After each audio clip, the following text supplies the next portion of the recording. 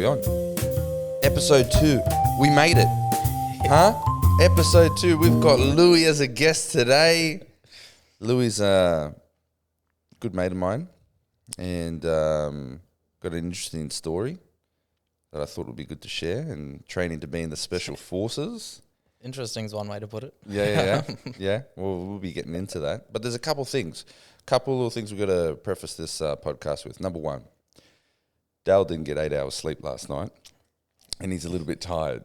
Apparently, how many hours sleep did you get, Dale? 5.5. 5.5. That's not good enough, apparently. But he is a videographer and all-round superstar, and he does need his 12 hours beauty sleep. So, Dale, thank you for making time today to produce this one. We love you. I love you too. That's good. So, Louie. Yep. How you going? Pretty good, actually. Yeah, no. It's been busy couple of weeks. Mm-hmm. Hooking into the training and stuff a lot recently. So it's been... So tell us about the idea, Special Forces training. And one question I have for everyone, you always hear in Australia the term like SAS. Yep. But apparently you're doing something on that level, but a different name or a different idea. What is it? So I'm looking at going to Commando. Yeah. That's where I'm training, and I'm going to be doing my selection for Commando. They operate at sort of the same level, but in different fields. Main idea is that your SAS, they do a lot of that long range reconnaissance. They're more of a specialized sort of raiding and long range reconnaissance. They can use a lot of different insertion platforms and stuff. Commandos are more, they work in that slightly larger scale with platoon level tactics and company level tactics.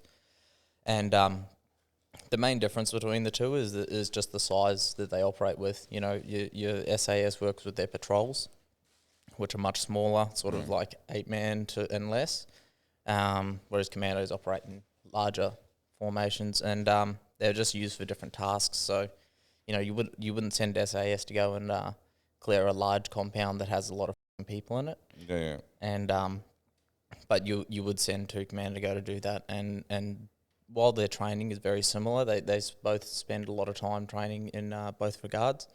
They just have slightly different focuses. Yeah, that was a much more sophisticated answer than what you told me last time. Last time you said, you know, SAS are the surveillance. They go in and find out what's going on, get all the information. Commandos blow shit up. Yeah. I think the best analogy is that like the SAS is like a scalpel, and 2 Commandos like a sledgehammer. Yeah, you know? There you go. You got to use the right tool for the job. Man, everything you've told me about the training is insane. So, like, let's just, for an example, I asked you to accompany me on a 10K run. Yeah. And as I slowly died and withered towards the end, and, you know, probably maybe ran half of it, walked the other half, we decided to turn back, and I had to get an electric scooter, and you decided to run all the way back at 15K an hour. You did a half marathon. That was the Wednesday. And then on the Sunday, you ran a full marathon, you know, just for, you know, personal achievement type stuff. And that's excluding all the other training. So what is it? Why do you have to be so fit to be into these special forces? Like, you're obviously doing that to complement your training commando stuff, right? Yeah, so the main goal around a lot of my training is mainly endurance based. And the sort of main reason that a lot of special, like it's sort of ubiquitous across the entire special forces world, and the main reason for it is that the last point of failure that you want in any situation is for your body to be that point of failure. You know, you don't want to be in a hard situation, have your body fail first, and then everything's downhill from there. Yeah. So the idea is that you're at such a high level of fitness that it doesn't matter what the scenario throws at you, you're able to respond and do what you need to do, as opposed to doing what you can do because you're not fit enough to do what you should do. And my personal training is very, very endurance based. I think we went on that run last weekend on the Saturday. Kind of similar outcome. Yeah. But the day after that, the Sunday night, I ran like 26 Ks. And then I jumped in the pool and swam 6.5 Ks. And a little disclaimer here: this was how many days fasting were you Yeah, I was into about when you did the 26K? I think I was about 4 days fasting at this point. So there's something wrong with you for sure. Something wrong with you. No, look, how much of it is when you're training and you're hitting that endurance level where, like, for me, once I hit that 5 to 7K mark, I just start hurting. Yeah. Right. And I start breathing heavy and I can't get through it. But there's been probably 1 or 2 times where if I push through that, it's almost like God gave me new legs and I just start running. Yeah. It's like this second wind type thing. So, and that's only happened a couple times. Do you try and push for that every time you train, like to break through that mental barrier? Yeah. You get that. You get a really good runner's high. Is that what you call it? Yeah. Because that's what it almost feels like. Feels like a high, you know. Yeah, you not feel that I don't really know good. Not that I know what drugs are, but like, I mean, I know what drugs are, but I've never done methamphetamines or LSD or anything like that stuff. I don't know what it is. When you hear people talk about getting high, it's like this altered state of consciousness. Yeah. The runner's high is is really good. There is a bit of science behind it and stuff. Like once you've reached sort of.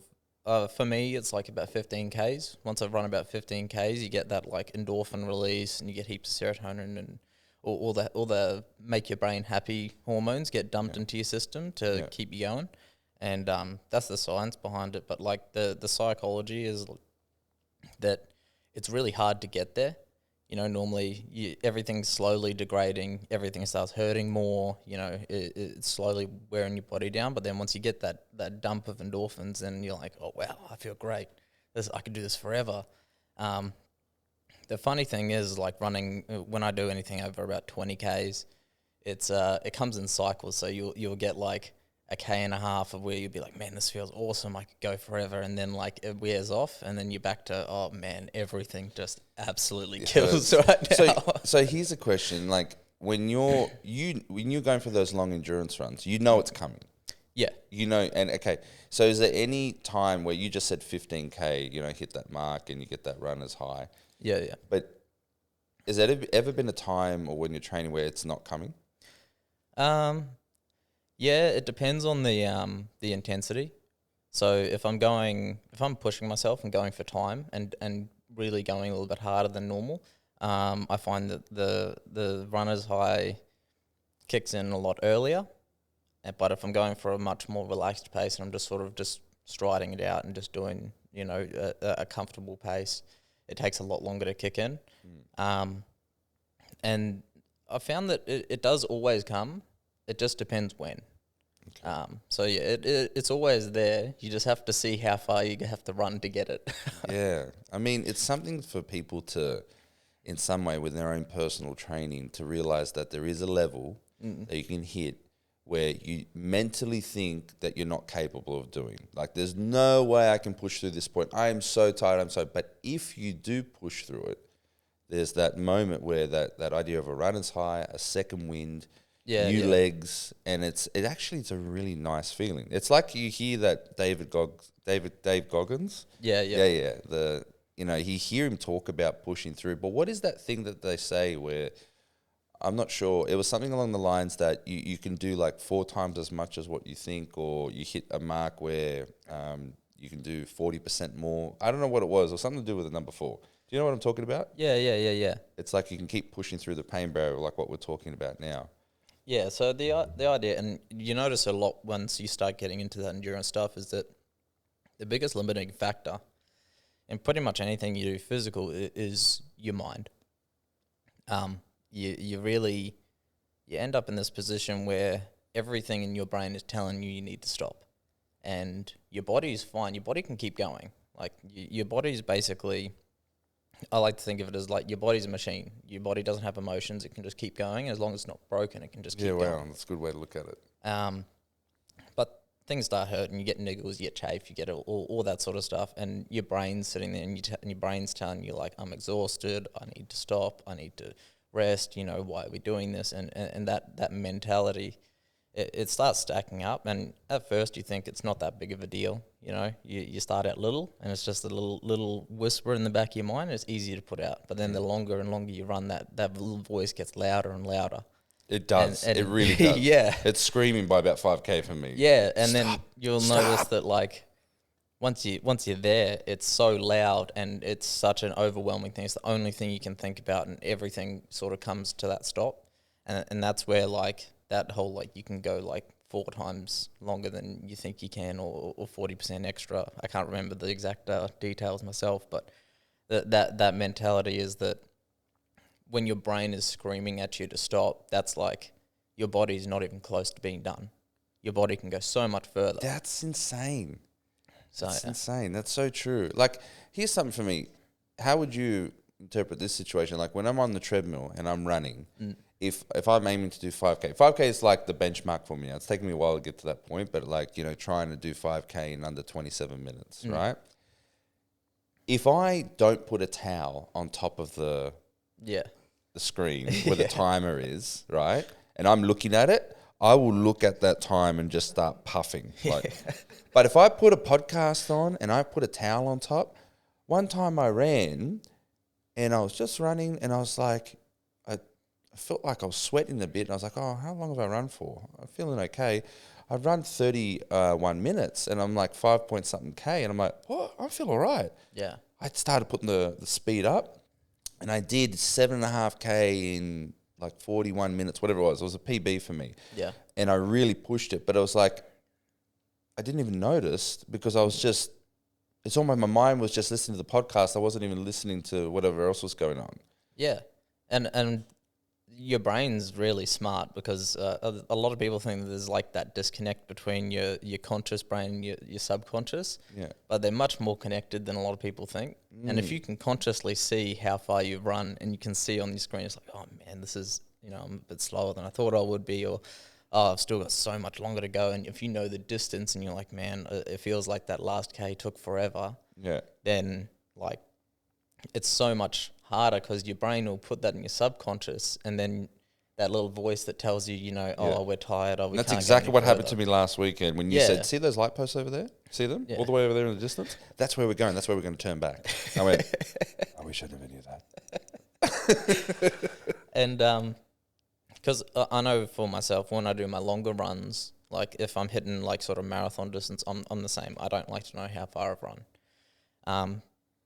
It does sort of, there is a little bit of give and take with that, because you have pacing, and you need to know when to take energy gels and when to drink water and stuff like that, because once you're at that distance, it becomes more of a science as to how to keep your energy up. But it really does come into the fact that, like, as soon as your brain knows how much further you have to go, it starts to capitulate, because your brain's like, there's so much more to do. It's almost as if your brain is working against you. Yeah, yeah. Like, it's not your friend. Yeah, yeah. And it's a So that's survival mechanism. Yeah. Okay, so when you say survival mechanism, what do you mean? Well, we're very like people are objective orientated. People like to have a task that has an objective, and when your task is to go for a run, your brain doesn't like that, because it's like, well, what are we running for? Like, are we running from something? Are we running to catch something? Are we what's the purpose of this run? And your brain's real smart. Your brain can figure it out pretty quick. It's like, we're just running for the sake of it. Like, we need to stop this. Like, we need to save our energy. That's what my brain does. Yeah, you want to. Hilarious. You need to save that energy, and it's like that survival mechanism of like, why are we wasting all this energy? Why are we like risking this injury and doing all this other stuff when we could not be doing this? And it's really loud, and it gets louder and louder, because your brain wants to stop doing it because it doesn't make sense. Obviously, we can like rationalize it at a higher level and say, well, this run's actually good for my physical health, and it's good for me to work towards my training goals and things like that. But your brain still has that survival mechanism in it, where it's like, this is dumb, man. What are you doing? Yeah, wow, that's an interesting take. So here's a question for you. Knowing how the brain works against you at a physical level, what about the idea, in terms of your emotion? So what I mean is that, like, obviously there's moments when you're not training, like where you need that desire to get up, like where I'm tired today. I don't Yeah, feel yeah. like it. Why am I training, doing all this training? So there's that mental, emotional side where do you think the brain's working against you in that sense? Like in terms of the influence of the emotions on the training and the motivation to keep going before you, like we've been speaking about in the moment, right? Yeah, yeah. Prior to starting training or thinking about the weeks ahead, and you got, like, for instance, the big training courses that you do, which we'll get into. That drive, do you think the brain works against you in that regard as well? Yeah. Like, what's your personal experience with that? Like, if you have a question, I don't feel like doing this today, I'm not going to do it. Like, are yeah. you human I like the think rest of that us? a lot of it comes down to discipline, which is like a throwaway line, but it really does come down to like you're always going to be fighting your brain because naturally people want to do the least amount of work possible, and that's like from humans are wired that way because food's not being this like abundant. Like we haven't been able to drive down the road and pick up Macca's. It's like you get in your car, you don't have to walk anywhere, you don't have to stand up even, and you can go and get food and you can bring it back to your house and you can eat and do whatever. Like that hasn't been the way that humans have ever lived until just now. When my grandfather, he was in the he he was in his village in Greece, and the Germans came in, the Nazis, and took over Greece, and him and the men went to the mountains, and they became like guerrilla fighters basically, and he knew what it was to be hungry. Yeah. Now, just on your point, without digressing too much further, because he knew that scarcity, Yeah. he came to Australia, made a life for himself. But what was so interesting was that because of that taste of scarcity, real hunger, he had abundance and he did pretty well for himself, but he never stopped growing a veggie garden to the day he died. Yeah, You know what I mean? And, he was always never wasted anything because, he just had that mentality. So just on that point, in terms of abundance that we have, I totally agree with you. We so wasteful because of the abundance that we have. We really take it for granted. Yeah, and like that ability to create scarcity, and obviously your granddad had that forced upon him. That scarcity was forced on him, but you can create that same scarcity yourself. What do you mean by that? So I do just little things like, for example, when I get up in the morning, I always go and train before I eat. Okay. Because then my brain starts to associate training, and then the aftermath of training is that I get to eat, which means when I'm hungry, my brain, like I wake up in the morning and I'm hungry, my brain's first response isn't, okay, go get something to eat. My first, hunt.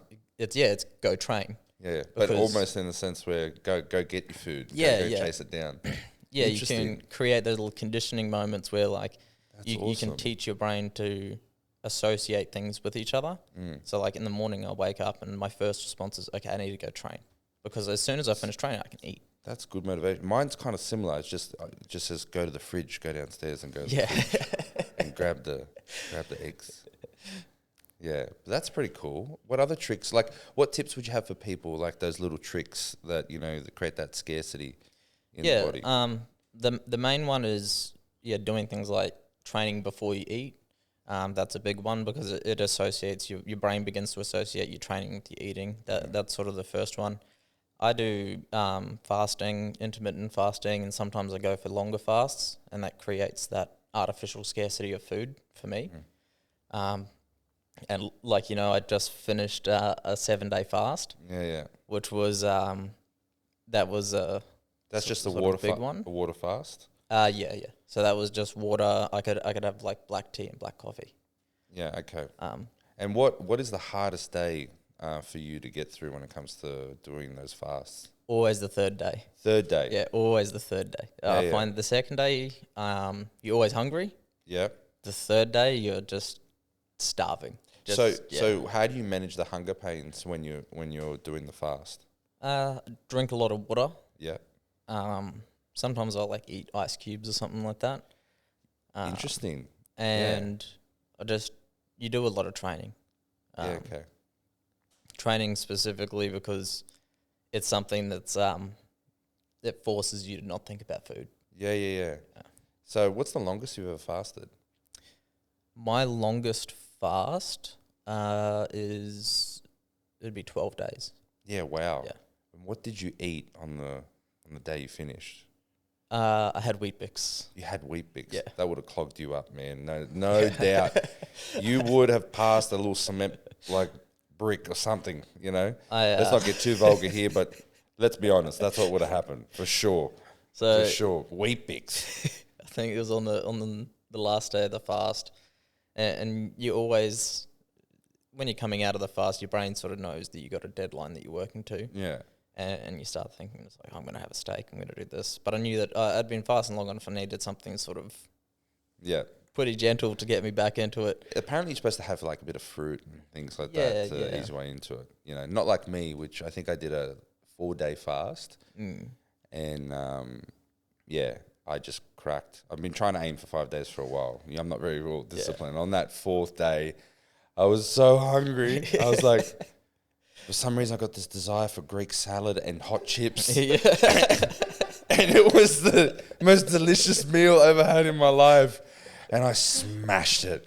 I was not worried about eating too much or what to eat. It was the most delicious food I had ever eaten. And let me tell you, going back there, they're ordinary chips, man. They're ordinary Greek salad. There's nothing special about it. But I tell you what, after 4 days not eating, anything's appetizing. You start romanticizing food. Yeah. Even stuff that you don't even think about normally. It's like, I am not a big fast food eater. I don't eat McDonald's. I don't eat KFC and stuff. But I'll be like 4 days, 5 days into a fast, I'll be like, man, a cheeseburger would be so nice right now. I don't even eat cheeseburgers. Yeah, you start dreaming about it. Yeah. It's like, you think about those commercials, you know, and those, you know, R&B music, you know, about Big Macs. Yeah, baby. Yeah. But you got a Big Mac, special sauce. I love it. But even things like I'd see one of my workmates eating like a cheeseburger, and you know, in real life they look terrible. Yeah. I'm looking at this like Yeah. busted ass cheeseburger. I'm like, that looks great.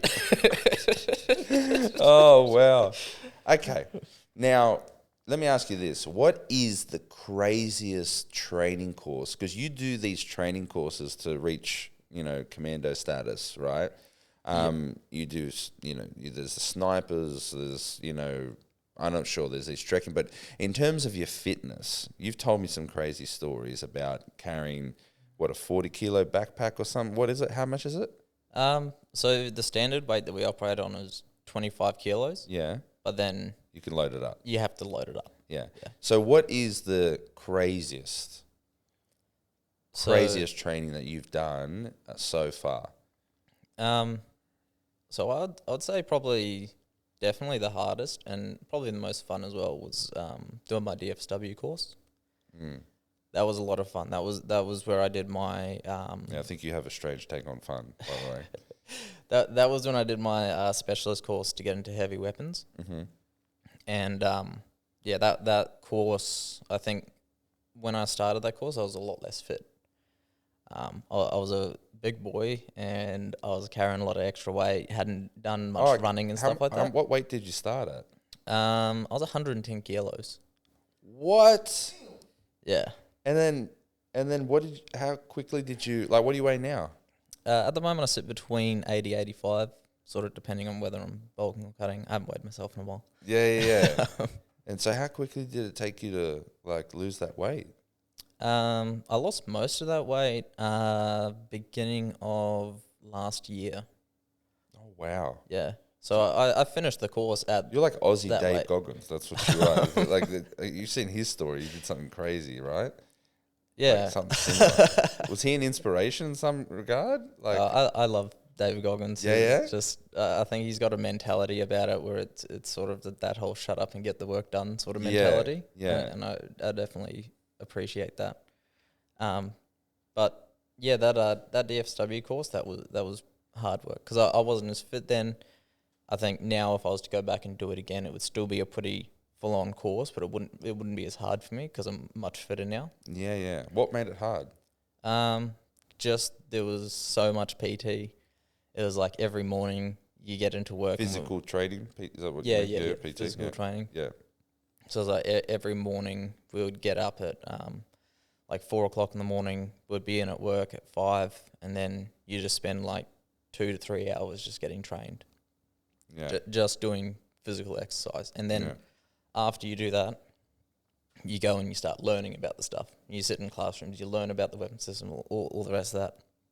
And then you go out and do the practical component of it, and that'd be like the tail end of the day. But the practical component's never just like, oh, sit down and we'll show you everything. It's like, nah, grab all the shit. We're going running. We'll run a couple of Ks, and then we'll set it up, and then we'll take it down, and we'll run again, and we'll set it up and take it down. And it was pretty full on.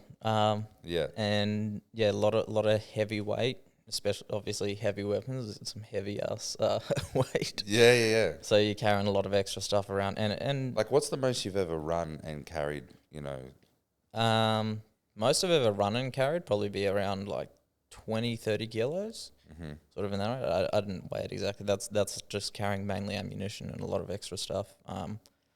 Most I've ever carried, like physically on my back to walk somewhere or to move somewhere, was probably close to 60-65 kilos. How far did you have to go? Not far. Not far at all. Okay. It was like a 1.5K. Okay. Yeah. Well, still, that's a lot. But It's, with the 30 kilos that you carry, or the 20 kilos, how far you expected to like run with that sort of load? Running, expected maybe like 400, 500 meters. Moving with it though, just constantly, just having that much weight on, you sort of expected to just do that indefinitely. Yeah. Like you sort of just expected to just be able to have that much weight on you and get where you need to go, regardless of how close it is. So. Yeah, wow. So why do you want to be in the special forces? What's the drive here? So for my personal drive, I think it just comes from a position of wanting to better myself, and obviously being a soldier is a pretty big aspect of my personality. So if I can be a better soldier, that sort of is reflected. Why do you want to be a soldier? So it came from a couple of different points. It's something that I've sort of adopted almost while I've been in the army. I've always sort of wanted to join the army, but when I did join, I was in a pretty bad place financially and everything. And I basically was at a point in my life where I was like, well, look, everything else I've tried hasn't worked so far. Okay. So we'll give the army a crack and see how that goes. And then, would you say it's so far been an overall benefit for you? Yeah. It definitely helped me get my life together. Yeah, wow. So what was happening like before in terms of like, what financial decisions were you in that made you feel like, I need to join the army? So I was working in an event setup. Okay.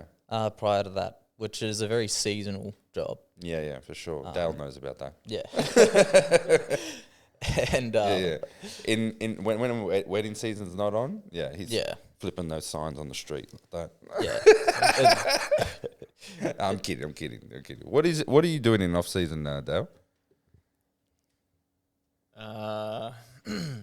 Not much. Not much? Yeah. Okay. Well, thanks for the input, Dale. That was really good. Okay. So you're in the events? Yeah, so I was working in an event setup. It was a lot of stage setup, a lot of marquee setup and stuff like that. Very physical, like labor intensive. But there'd be like stretches where it'd be months where there wouldn't be a job, and because I wasn't a full-time employee, I was a casual employee there. That meant that there were months I'd go without any income. And that's hard, when you just can't plan ahead and not have that regular income, And I was a dumb teenager, so all my money was going towards grog and partying and all the rest of that. So it's like I was barely making it paycheck to paycheck when there was work on. And you were saving none of it. Yeah, no. Okay. Yeah, fair enough. So when the off season hit, it was basically like it was really skint. Yeah. And I think the entire like trying to make things work like that was just not happening for me. Yeah. And was working multiple jobs at one point. I was working for this removalist company for I think 3 months, and I didn't get paid once. Oh. So it's just like Negative after negative. Yeah. Obstacle after obstacle. Okay. So yeah, financially I was in such a terrible position, and my You entire wanted something life. consistent. Yeah. Yeah. So I mean, you can't get more regular and consistent than army, right? Yeah. Yeah. So you filled out the application form, and then what? You joined. When did you join? I joined in 2019. Yeah. Wow. So yeah, I went through all my application in 2018, and then beginning of 2019 was when I started. And so, how long? Like, are you? What's the career plan now? You know. It's pretty indefinite right now. I think I've completed my contract, which is I have to be in the army for 4 years after you sign. I've completed that now. Yeah. And I'm sort of in a position now where I can stay in the army as long as I want. Yeah. Which is good, and it makes you feel less like you're being forced to do things. But I would say that I'm probably going to just stay in the army until I genuinely dislike it. Yeah. Wow. So yeah, you've definitely become a lifestyle, eh? Yeah. Oh, that's awesome. So here's something for you, and so you've got a. You're in the special forces. Have you I'm not in special forces. Okay, you're aspiring to get in that. I'll clarify, but as you're aspiring to get into that, I mean, have you reconciled the idea that you might get called up and have to go overseas and do all those things and be in difficult situations? Like, does that scare you at all? I don't think it scares me. And even so, my current job roles, I'm an infantry, and the primary goal of infantry is to go and fight and kill people. Yeah. So okay, well, now that you brought that up, you have I guess you're a Christian, and you have a deep sense of faith. Yeah. So how do you reconcile the idea of killing people, but also being a faithful follower of Christ? So how does that work? Yeah. So I think anything when it comes to especially death, in any regards, almost it's very complicated, and I would say that my biggest thing when it comes to myself is it has to be what internally, like what your soul is trying to achieve. And I think it's very true that the Lord knows the contents of your soul. He knows your heart. He knows your heart. Yeah. And it comes down to the reasons for doing it. Am I going over to somewhere else to go and kill people because I love killing people and violence is great? No. It comes down to I'm doing it because I love my country and I love the people that I'm trying to defend. And the values it represents, freedom, yeah, liberty, but be able to, freely express oneself. Yeah. So it comes down to that sort of it's a love that propels me instead of a hatred. And I find it interesting, and it's something that it makes you think a lot about sort of the idea that you're judged on your faith and not just acts alone, because I can be fighting and standing right next to someone whose heart is full of hate, and we're both doing the same thing. Both of us are fighting aggressively, trying to kill people, right? The difference is that I'm doing it because I want to protect the people next to me and behind me, and this is how I have to do it. Yeah. He's doing it because he enjoys the act of killing. Both of our acts are the same. But the Lord knows your heart, and he knows that one of us is doing it for the right reasons, another person doing it for the wrong reasons. You're trying to fight evil, I guess. Yeah. In a sense. There's evil in the world. As you would protect the loved ones in your house. Yep. If someone tried to come in, evil tries to come into your house, right? Yeah. Or it comes into your front yard and you go to confront it. You would protect those that love you. And I think there's something that's interesting that sort of needs to be said, that thou shalt not kill. It's a commandment that we know. There's because of the King James version, it's probably not the most accurate translation of that. Yeah. Because in the Hebrew, it says thou shalt not murder. Yeah. And that's a big difference. Yeah, Killing yeah. something and defending your country, protecting those that love, fighting evil versus, premeditated murder. Huge distinction between the two. And so Yeah. from a theological standpoint, we're not in a situation where you can't kill anything. You're actually allowed to defend yourself.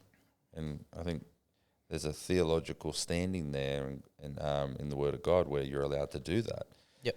And the bottom line is as well, I mean, we look at the police, we look at the army. These guys are called to fight injustice and evil, right? And there might be situations where they have to shoot people to protect others. Yeah. So I think that it's interesting and very powerful to hear you talk about like the idea of being motivated by love and Christian ethics and principles and wanting to protect those that love you, the ones that are around you. Here's an idea.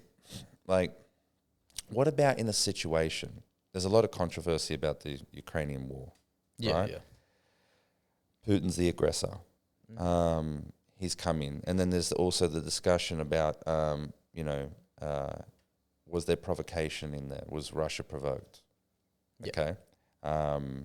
The idea, and that may offend people, me even saying that, but, the idea that the war drum started beating in 2014, right? Yep. There's the Crimea, the annexation, all those things. And then Trump gets in from 2016, 2020, no war, nothing. Yeah, yeah. Okay?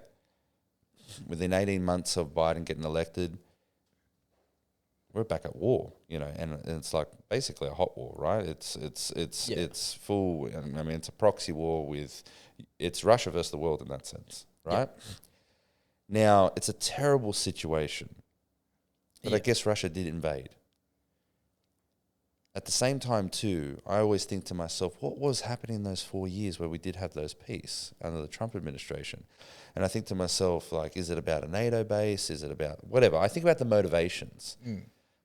But what if you're in a situation where you get called to fight in a war that you don't necessarily agree with?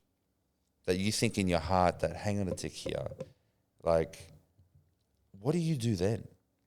Yeah. The funny thing is, Australia has a very long history of being a part of wars that we really That's true. don't have much involved. Like, you think World War One, there was no World War One in Australia. It was in Europe, and it was something that Australia sent lots of dudes over. And obviously, there was Gallipoli, the Somme, and all those battles. None of them had anything to, like. It didn't matter who won those battles. Australia wasn't going anywhere. Yeah. And then even moving forward into World War II in the European theatre, obviously World War II hit a lot closer to home because we had Japan and we actually did get attacked. But then things like Vietnam, Korea, Afghanistan. So it's like almost the entire history of war that Australia has been a part of has been going and fighting in wars that you being an ally, so to speak. Yeah. Supporting others. Supporting others, but it's a very real understanding that a lot of people probably question our involvement in all of them, especially as a defence force. We're here to defend Australians' interests, and then you're thinking, why are we over here doing all this extra stuff? I think I can't speak to the politics of it, but for the guys on the ground, it sort of comes down to like, well, have we got Australian boots? Are there Australians in Ukraine? No. No, okay. All right. But it sort of comes down to the idea that, like, for the guys on the ground, it's like you're there anyway. And there's almost that mentality of like we have to do this regardless of what we think. We have to do this regardless of what we think of the politics. We have to do it regardless of anything. So we might as well do it well and do it properly. Some people sort of disagree with that, and that's where a lot of the stuff, especially during the Vietnam War, there was a lot of political motivation, and people were doing a lot of things. What happens if in the army, if you disagree with an order, or you feel like I don't want to do this because it disagrees with my values and my belief system? So if you got court martial. pretty much, yeah. Like if you disobey a lawful order, Yeah. you can be charged for that and potentially court martial depending on what the order was. Yeah. Wow. Do they take into account like belief systems and?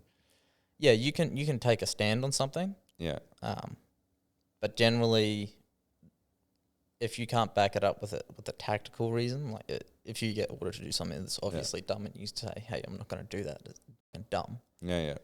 Like there's a better way to do this, and then they still force you to do it, and you say, "Okay, well, I'm not going to do it." Then obviously you could probably fight that charge with the backing that hey, there was a better way to do it. Yeah, on personal sort of theological and your own belief systems and stuff, it's much harder to fight that sort of thing. Yeah, wow. Okay. So where do you think this whole thing is going in terms of, obviously you're doing so much training, you got a lot on your plate, but with this whole Ukraine-Russia thing, like, do you think this is going to escalate? Like, do you think this is going to turn into a world war? Like, if it's that ever crossed your mind? I think it's... Do I need to buy a little... Apocalypse Farm, please give me notice. I want to get ready for that. I think start buying some rice. I think it's hard to say. It's definitely like the possibilities there. I won't say that it's impossible that it could escalate further and become another world war, but I think does way it that end in nuclear war? Like if there's a world war, because right now you've got pretty much a proxy war. The world going against Russia. No one's launched any nukes. Like. When does the possible threat of nuclear war become a real scenario? Like, we've got the threat of it, but then what does it take? Have you looked at that? Yeah, so I try not to look at that because nuclear war is like a zero-sum game. Like, no one wins nuclear war. It doesn't matter who launches first and who's got the best nukes. None of that matters. No one wins. Yeah. So I think that... So why would you even threaten war with, like, why would they even threaten war with each other? Yeah, but I think that the fact that it becomes a zero-sum game, you know that if you fight a conventional war with someone, if you go to war with guns and tanks and everything, as small as it is, there's still a chance you could win. But you know that if you press the big red button, you launch the nukes, your chance is zero. So having a 2% chance of winning is still better than a 0% chance of winning. So you're saying that two, like maybe nuclear superpowers, similar to what we're seeing now, they know if they press that red button, it's game over for everyone. Yeah. And they'd be more than likely to fight a normal conventional war without pressing that button. Yep. And I think you're much more likely to see a conventional war between nuclear superpowers because even if, like... Say, for example, unless you're North Korea, they just press that red button for fun. North Korea, but I mean, North Korea is pretty easy because they don't have many nukes. They don't have the ability to engage in the mutually assured destruction. Okay. You think like China and Russia, they are. You think the nuclear superpowers, they would go to war with each other, even if they know that in a conventional war they're outgunned, they don't have the logistics to support it, or all the rest of it. They could have everything against them. But there's still a 1 or 2% chance that they could win, and that's a better chance than the 0% chance of nuclear war. Which does mean that like the nukes have come in and everyone thought that they were going to change the way that wars fought. But they basically negated themselves. It's like the nukes popped up in one country, then they popped up in the other, and now they're useless in both countries. And I think that the Cold War was a big thing for that, with the development of mutually assured destruction, with that idea that, hey, if you launch the nukes first, then we'll launch them. But I think we've spent so long living like on that cusp of total destruction that people have become comfortable with it. Now everyone sort of realized that you can't use it. Yeah, okay. You know, people look at America and they look at, say, someone like Biden, President Biden, and they see him as like a weak leader, right? Yeah. He's too old and he hasn't got the mental acuity to I guess show that America is a really strong nation, right? And he's letting other countries. There's all this talk, right? Now, just from your perspective, how far in front is America's military capabilities, naval, air, army compared with the rest of the world? Is China catching up? You know, is Russia so far in front with their hypersonic missile tech? Like, how is America still in front in terms of everyone else? Yeah, without a doubt. Without a doubt, They are so far ahead. It's insane. What makes you say that? Like, why are they so far in front? I've trained with them a couple times. I've worked with their army and I've worked with their Marines, and just the way that they fight and the volume that they can like fight with, and they really do own the air. Like we saw. What does that mean to own the air? Like, so to have air superiority basically means that like you can freely and without any impedance operate your vehicles in the air. You can still receive, like, you can still have things like radar jammers or anti-air missiles or something in the area. But if there is no definitive established way to lock down the airspace, then you essentially own the air. Did you hear about one of the F-35s just go missing? Yeah. What's the story with that? So that's like, apparently there was an issue. Did it get hacked? No. Someone on a PlayStation just So doing too much? Apparently the pilot ejected. I'm not sure. I haven't read too much into it, but after the pilot ejected, the F-35 it auto stabilizes, right? A lot of technology in these things. So it auto stabilized after he ejected. It wasn't on autopilot, which a lot of people think. It wasn't like still trying to follow a fucking line of stuff, but it stabilized itself. Yeah. And it still had a lot of fuel. So it stabilized, had a lot of fuel, and just kept going with after the dude ejected. Yeah, wow. And that's like $1 trillion plane or something? It's like, in terms of its development? 35 million a piece. Is it? With, billions of dollars in research and development and everything. Yeah, I think it's like something, hundreds of billions or something like that. Like a lot went into it. What makes that plane so good? Like, why is that, why is it the pinnacle of air technology? So I'm not super up to date with my modern sort of fighter. I do like researching them a little bit just to stay up to date. Just the way that it fight, like the concept of a F-35 it's almost hard to like mentally process how dangerous they are. Really? Yeah. So this is I'll bring it back to the Iran-Iraq war when I think it was Iran was using F-14s, sorry. They were using F-14s, and the Iraqis were using MiGs, the Russian sort of semi-equivalent. During that war, they were having dogfights, like fights in the sky, and the MiGs were being shot down before they even knew that there was an F-14 in the area. Like, they didn't know it wasn't on any of the radars or anything like that. They were being shot down by long-range missiles. The F-14 was over the horizon. They were shooting down these planes, and they didn't even know that they were getting into these fights. The MiGs were taking damage. Some of them landed. Some of them died in the sky, but they thought it was a mechanical issue with the MiGs. Oh, wow. They didn't even know. They didn't even know that they were being shot out of the sky. That's how, like, and this is an F-14. Yeah. Now we're at the F-35. So what is that? You got F-18, F-22 Raptor. Yeah. There's a long sort of lineage of them. There's heaps of different fighters, but the F-35 and the F-22 are sort of what the gold standard for air fighting is. Yeah. And basically, the thing is that the aircraft themselves are really good. The lethality comes from the weapon systems. Yeah, wow. So the missiles, the tracking, the guidance systems and stuff like that, all that is where the fundamentals come from. And then the airframe is designed to basically deliver those weapon systems. And that's why there's a big emphasis on stealth. They're undetectable, so they can deliver those weapon systems undetected at high speed, doing all that extra stuff. So the only thing I can say something similar is like Dale kind of does the same thing when he farts and leaves the room. You just don't know who's a little stealth one, and you're always wondering where it came from. Isn't that right, Dale? Stealth bomber. Yeah, wow. So the idea that it's so dangerous because basically you can't track it. You don't know where it's coming from. Yeah, it's like playing. Yeah, that's insane.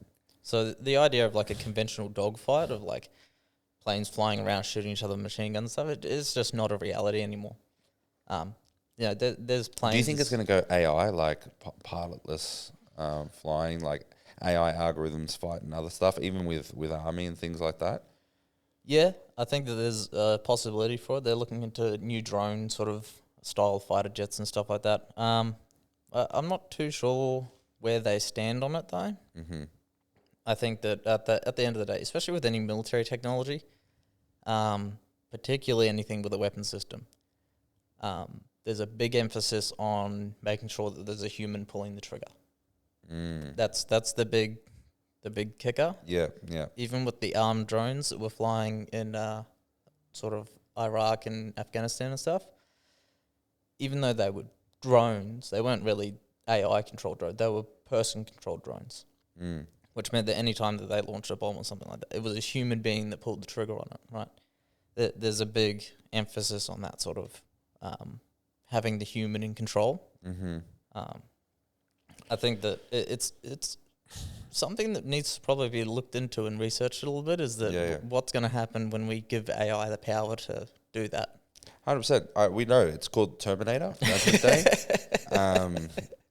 If I ever book Arnold Schwarzenegger on the podcast, we'll get a full in-depth analysis. It's so silly how it's like we know what's going to happen when it comes to AI. We know what's going to happen. Even when it comes to the war stuff, there must be a part where it's like, why do we keep fighting? Why are people killing other people? Like, what is like, how much of it comes down to political ideology? How much does it come down to money and finance and like the inner machinations to actually why countries are going to war with other countries? I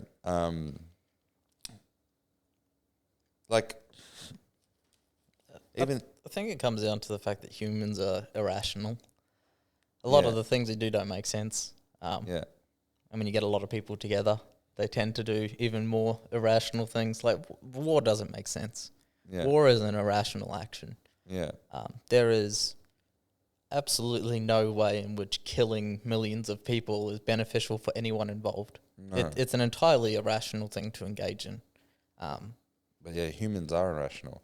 Yeah. What's your take on that? Like, what's your take on evil? Like, I think that there's two types of like evil. There's conscious, like malicious evil, and then there's like sort of a natural evil. What do you mean by natural evil? Like people do things that they don't think are consciously malicious, but they end up having a negative evil effect in the world, Mm-hmm. Which is like the main difference being the sort of intent behind it. But also, I think a lot of it can be contributed to ignorance as well. It's not so much that they intended to do something bad, it's just that they did something without thinking and it did something bad. And I think there's a lot of the big evils that we see in the world. Money, addiction, drugs and things like that. A lot of those are spurred on by that sort of natural evil spiraling out of control.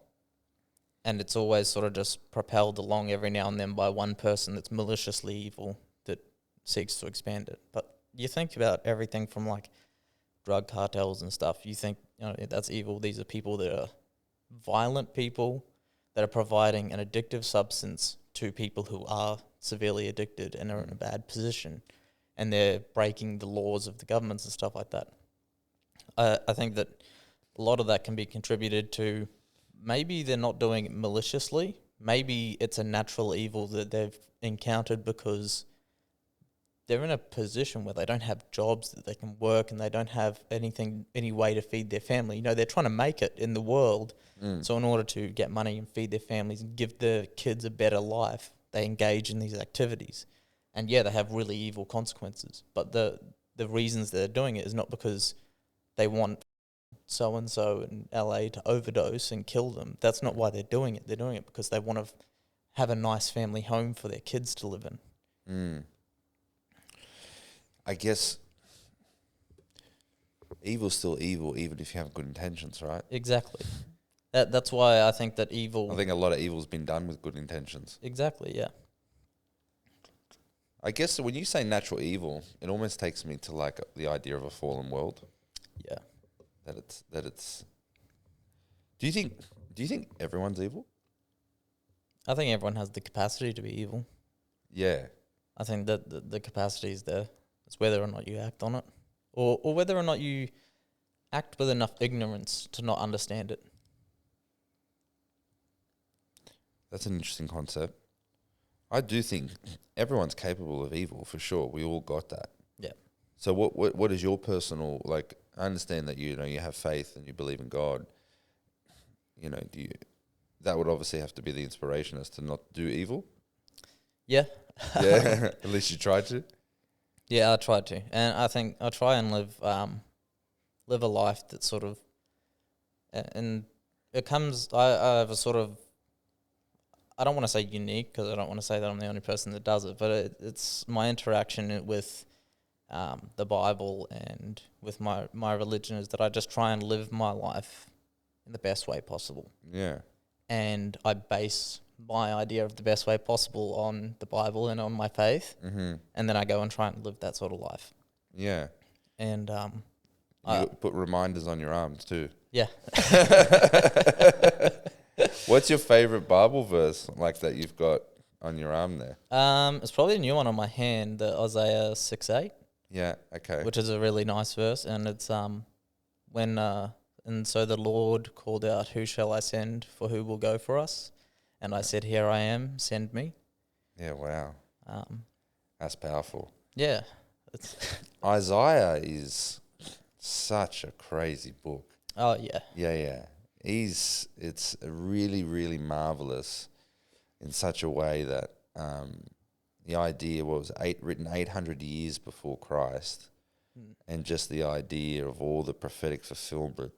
Oh, yeah. Like suffering servant Isaiah 53, they pierced my hands and feet, all those things. Like that's nuts. Is that your favorite book in the Bible? I really like Ezekiel, but I think the book of Job. Job. Why do you like Job's a hard book. It's a very, very I mean, it's about hard evil, book. right? Yeah. It's exactly what we're talking about now. Like, why Job?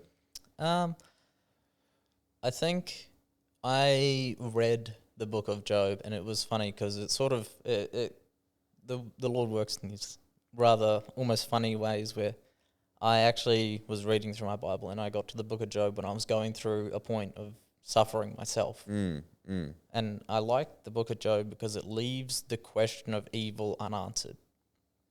You read through the book of Job and you expect there to be a clear-cut answer to why does God let evil happen in his world? And you expect there to be just a nice little, one verse that sums up the whole thing, and you can be like, okay, that's cool. That's every time I encounter even the world, I can go to this verse. But it doesn't exist. There is no, this is the solution. It simply tells the story of a man who goes through an unbelievable amount of suffering at the hands of the devil because God allowed it.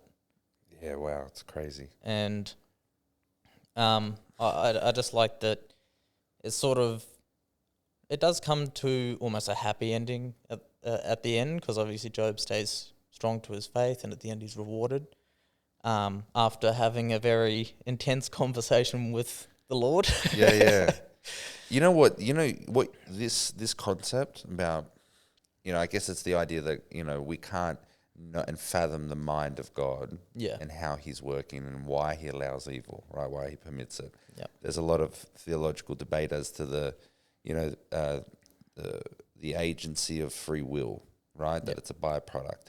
But you have to know that from a apologetic standpoint, from a debating standpoint, where you've got atheist versus theist, right?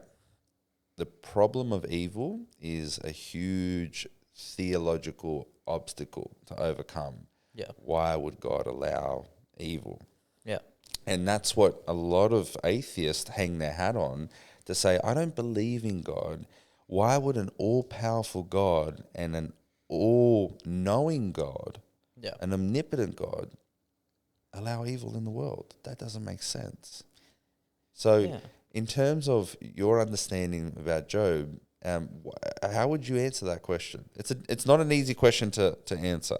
Yeah, well, I think I still like to think of it as the natural evil and the malicious evil, right? The book of Job is an excellent example of malicious evil, because I think that the best way to break down natural and malicious evil, right, is that malicious evil comes from the devil. It's a directed, targeted, causing pain in the earth. And natural evil comes from free will. Your ability to choose and make your own decisions creates evil in the world. And I think the book of Job is an excellent example, because all of the things that afflict Job are malicious evil.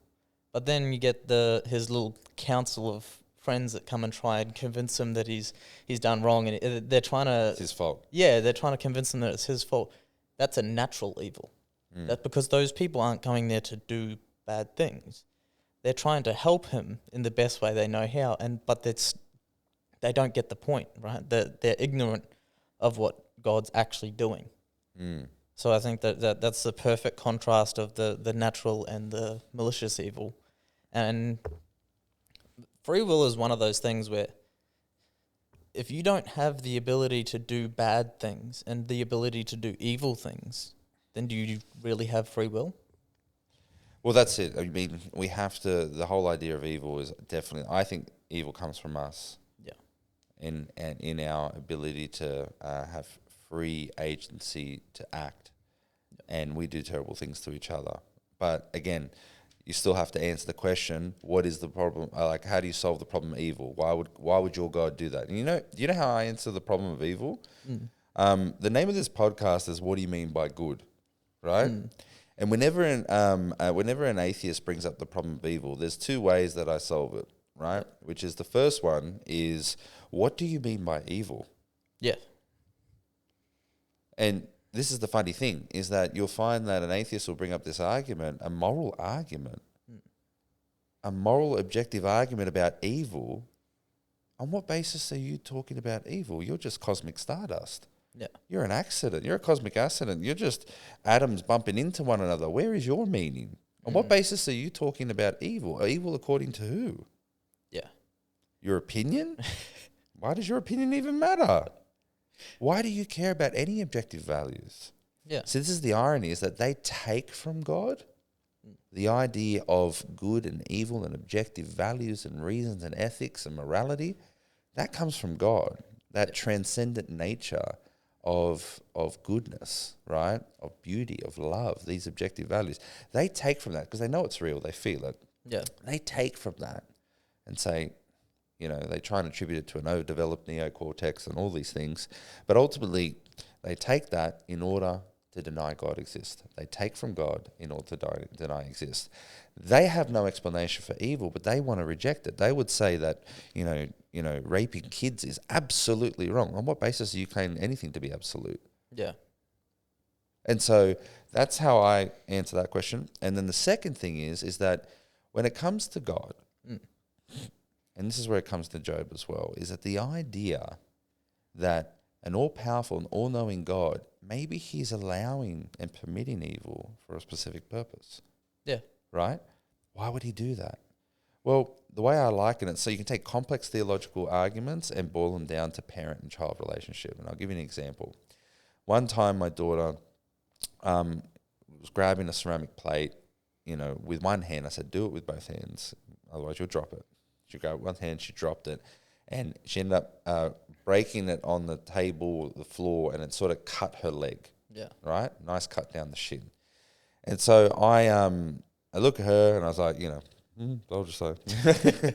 But it's bleeding and I've cleaned up the leg. It's a nice big scratch and it's a decent one. So I have to put some betadine on it. Yeah. And she hasn't had betadine on her leg before. And I put betadine on the leg and she screams, so much pain. Yeah. So much pain. And she's like, what are you doing? What are you doing? I said, listen, if I don't put this betadine on here, it will get infected. Yeah. And then we have a whole other host of problems. Need to get antibiotics, there's going to be fevers, there's all those things. But we got to put this on and it's going to hurt. But this will stop any future pain going on. Yeah. Okay? This is going to prevent things getting worse. Now, in her mind, Daddy's hurting her. Yeah. Why is he doing this? So I actually said to her, I'm going to give you the choice. I'm going to give you the choice on this one. Right? If we don't do this, you're going to get sick. Yeah.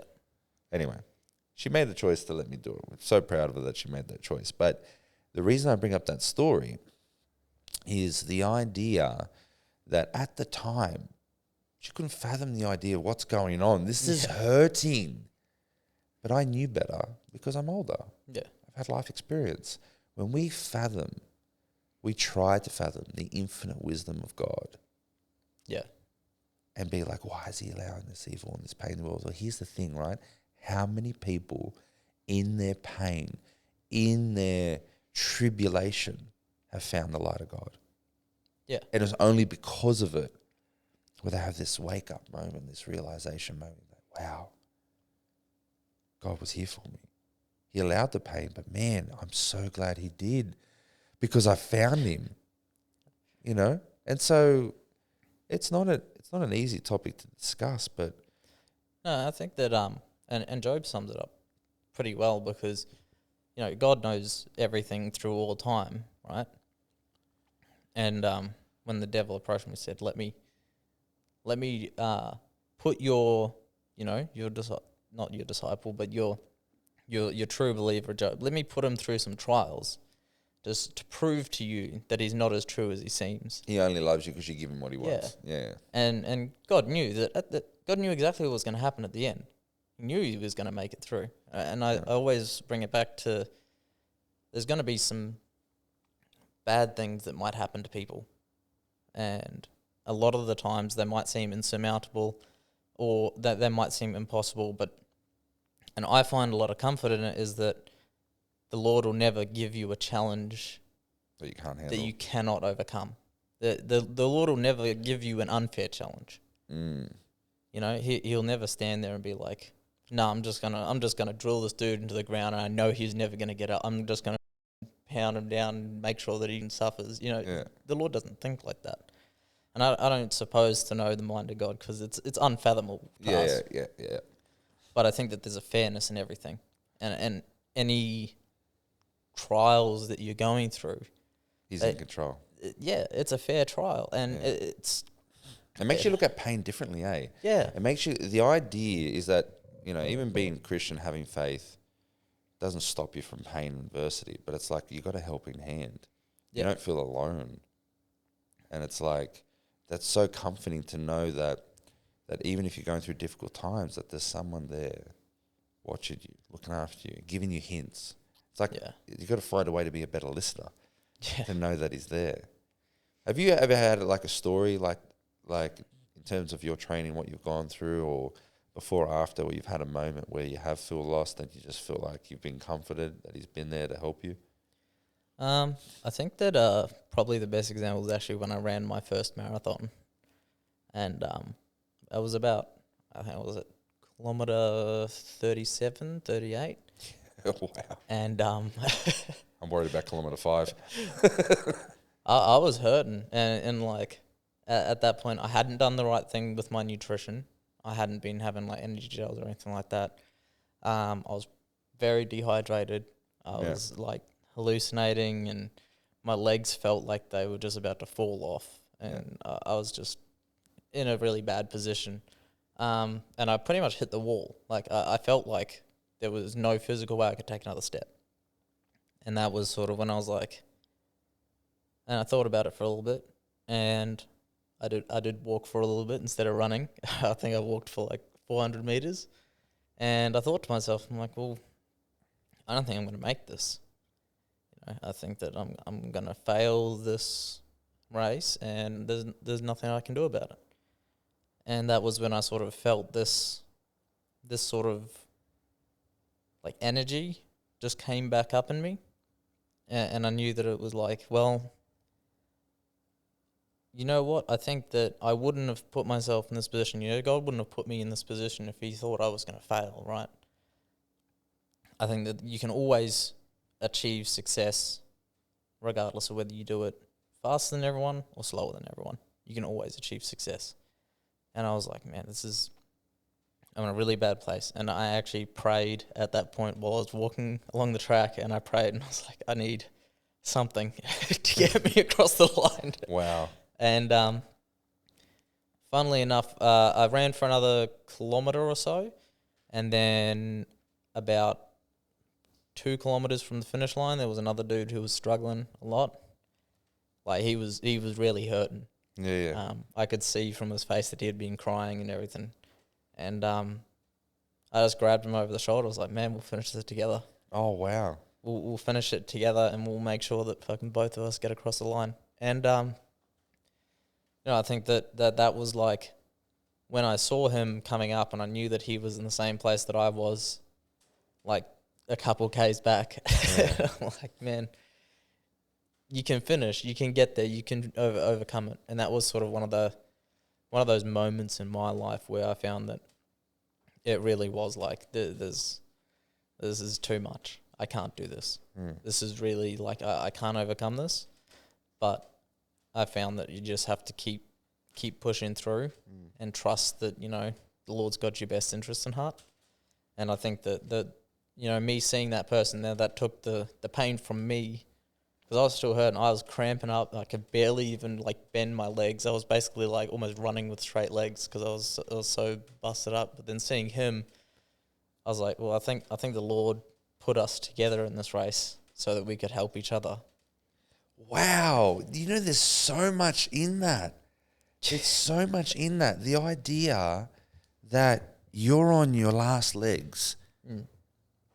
The idea that you're on your last legs and you are on empty. You're praying, you got to help me get through this. Please. And it's almost as if in the act of serving someone else, yeah, he gave you not only the energy to get you across the line, but to help your brother. Yeah, Like, I thought it was when I looked it was back that at act of Yeah. in that act of humility, in the act of selflessness, where you're like, I'm not just going to get you across the line. I'm going to give you the power to help others. Yeah. Boom. Like that for me, that just blows my mind, because that is the Christian message. Yeah. I am not just going to help you get through it. I'm going to show you how to help others. I'm going to show you what it is to lay your life down for your brother or your sister. Yeah, and I think the that's thing that I powerful, found man. most interesting is that, God didn't help me by miracling my legs back to Yeah. perfect health. No. He didn't help me by like taking away all the pain, and he didn't help me by just like, just making me feel like I could run a million more miles. He didn't help me in that way. He didn't just like zap my body back into perfect health and ready to keep running and run another marathon afterwards. Like, he didn't do that. He presented me with someone else who was just as broken as I was. He said, this is what you need. That's amazing, man. So, yeah. That's amazing about what it is to live for something other than yourself, and the happiness and the drive and what you can achieve in your life when you start living for others. Yeah. It is another level of happiness and peace. It's like, really, it is the kingdom of God, where you get a passport. Yeah. Your faith in Christ, that's your passport. You migrate to that new country, and it's a spiritual kingdom that just takes over the earth, and you just partake in that, and you start living for something other than yourself, and there's so much happiness in that. Yeah. And it's driving. You literally can, once you have that realization, you can get through anything, Yeah. even a marathon. And I'll just, little reminder, through the 5K benchmark, Matt. Okay? We'll get there. Man, that's powerful, dude. Look, I'll say this. As we probably finish up this podcast now, because that's a mind-blowing moment for me. What advice would you have for people in pain, in tribulation, that need a turnaround in their life?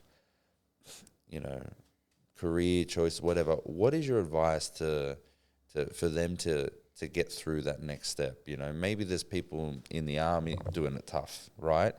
What's your advice for people in terms of what you've gone through in your success? What would you say to them? I'd probably say just you have to lean into it. The suffering, the hurt, all that stuff. You got to lean into it, because God doesn't work backwards. He only ever works forward.